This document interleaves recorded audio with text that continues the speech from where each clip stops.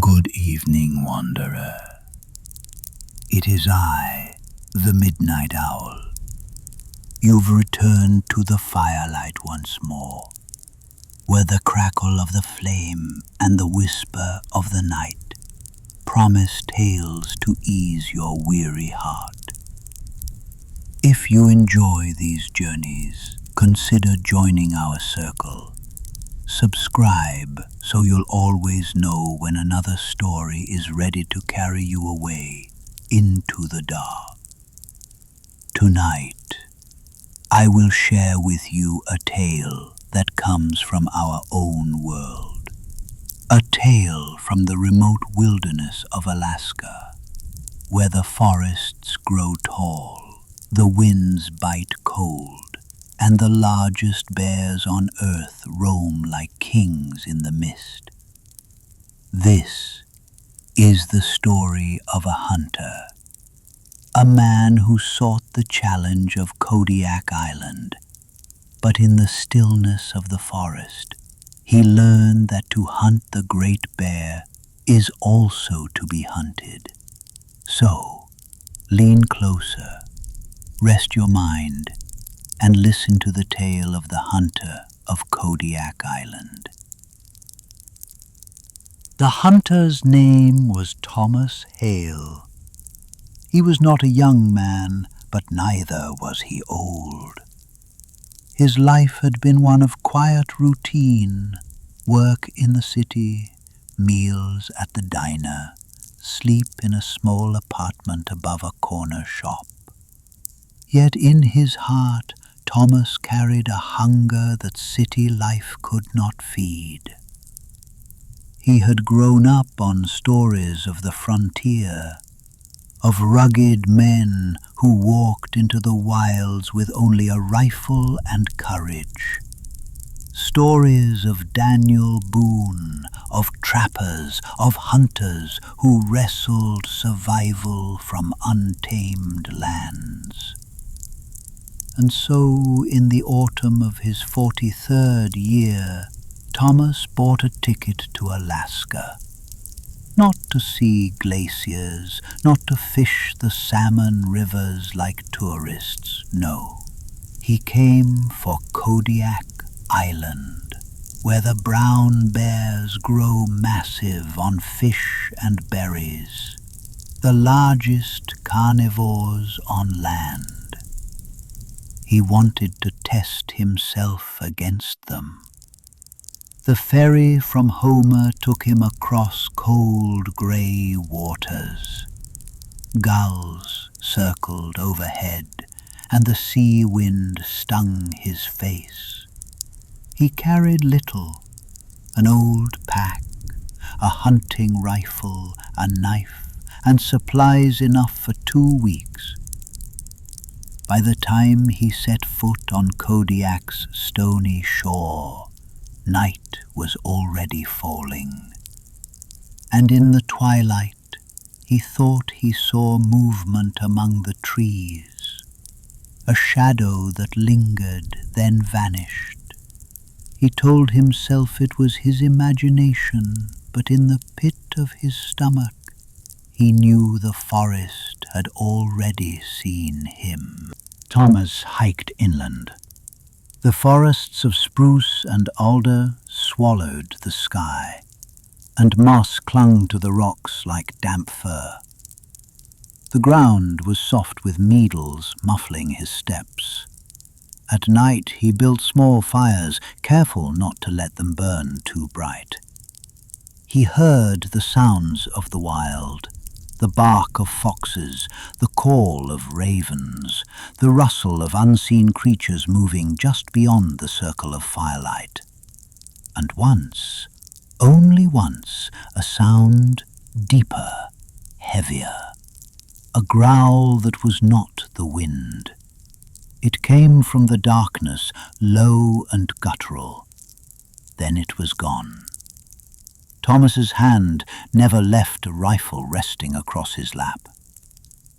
By the 4th day he found the tracks, immense paw prints in the mud by a stream, larger than both his hands laid side by side. The claws carved furrows deep into the earth. He crouched, touched the impression. It was fresh. The bear was close. And as he lifted his eyes, he saw movement upstream, a shape of muscle and fur towering over the water, a Kodiak bear. It bent to catch salmon in its jaws, the river thrashing with silver fish. Water gleamed off its coat like molten bronze. Thomas's heart pounded. Here it was, the moment he had dreamed of, the challenge. He raised the rifle, sighted the beast, his finger brushed the trigger. But something in him faltered. The bear was magnificent. A king in its realm. The sight of it filled him not with triumph but with awe, and so he lowered the rifle. For now. But the bear had seen him. Its head rose, eyes locking with his across the stream. They glowed amber in the half-light. The salmon hung forgotten from its jaws. It stood tall, massive, its breath steaming in the air. Then slowly it turned and melted back into the forest. That night Thomas could not sleep. He felt eyes on him. He swore he heard branches breaking beyond the fire's reach. When he woke in the morning, the ground around his camp was disturbed. Tracks circled him, large, deliberate. The bear, but not passing through. Thoughtful, watching, following. For days it shadowed him, sometimes ahead, sometimes behind. He caught glimpses, a flash of fur between trees, the ripple of water as it crossed a stream before him. Once he found the carcass of a deer, freshly killed, its body torn open. The tracks around it told the story clearly. The bear had eaten, and then left the remains. Shocked, almost as if for him to see. Thomas realized something chilling. He had not come to hunt the bear. The bear had chosen to hunt him. On the 9th night, a storm fell. Rain lashed the trees and wind howled through the branches. His fire sputtered out, leaving him in near darkness. And through the storm came the sound. A roar, deep, resonant, shaking the ground itself. The bear charged into the clearing, eyes burning with a wild fire. Thomas barely had time to raise his rifle. The first shot rang, echoing in the night. The bullet struck, but the beast did not fall. It came on, closer, unstoppable. He fired again. A flash, a roar of thunder, the smell of powder. The bear staggered, but still it came.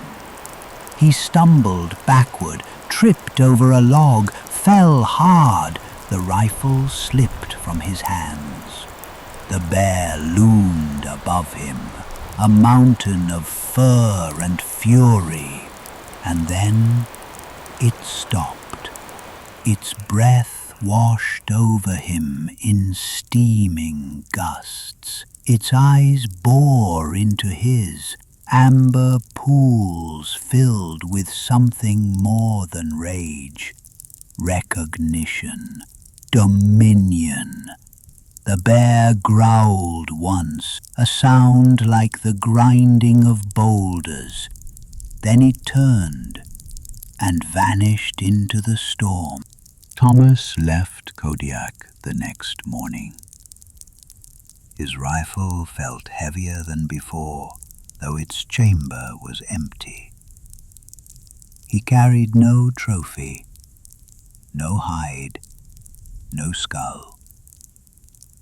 But he carried something else, the knowledge that he had been measured, weighed, and spared. And as the ferry pulled away from the island, he looked back at the dark line of trees, thoughtful. Somewhere in there, the great bear watched still, king of his realm. He had gone to hunt, and instead he had learned what it was to be prey. On the 12th day, Thomas stumbled across something unexpected.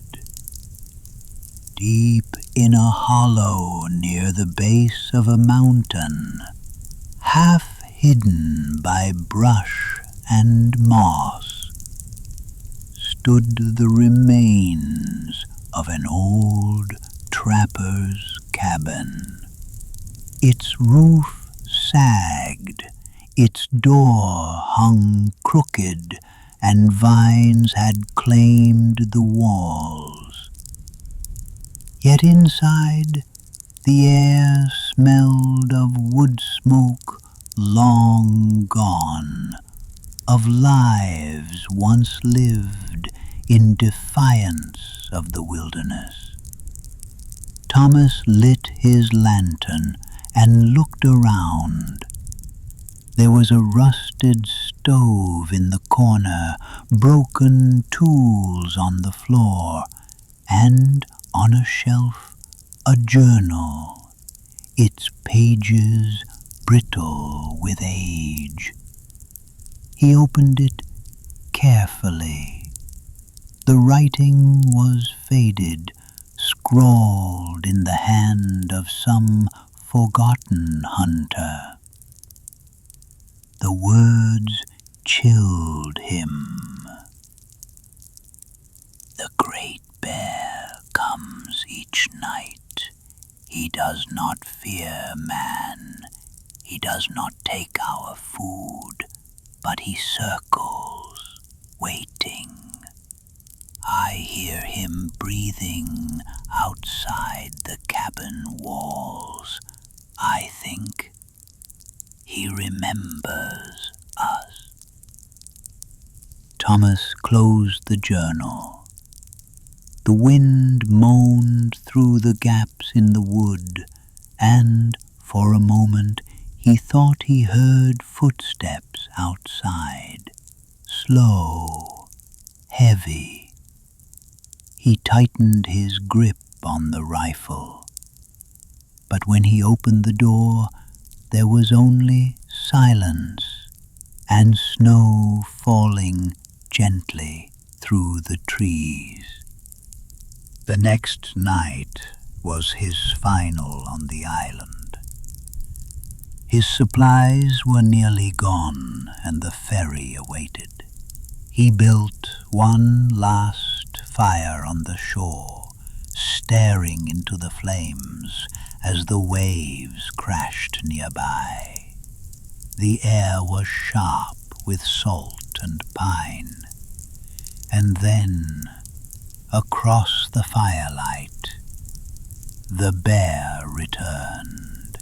It stepped from the trees, immense and terrible, yet strangely calm.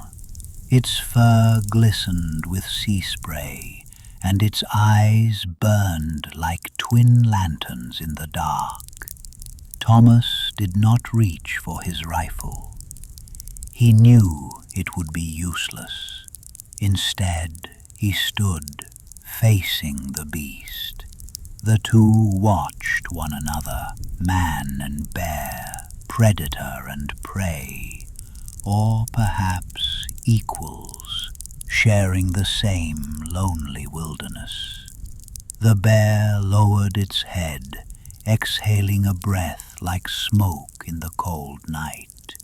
Then, with a rumble deep as thunder, it turned back into the forest and was gone. Thomas never saw it again, but as he boarded the ferry the next morning, he looked back once more at the line of trees, and he thought he saw a shape watching him still. Not a monster, not an enemy, but the spirit of the island itself. And so ends the tale of Thomas Hale, the hunter who went to Kodiak Island. He sought to test himself against the great bear, but what he found was something deeper. The wild does not bow to men. It measures them, spares them, or claims them as it wills. Rest easy now, traveler. The fire burns low, and the night grows long, but here you are safe. Until next we meet. This was the Midnight Owl,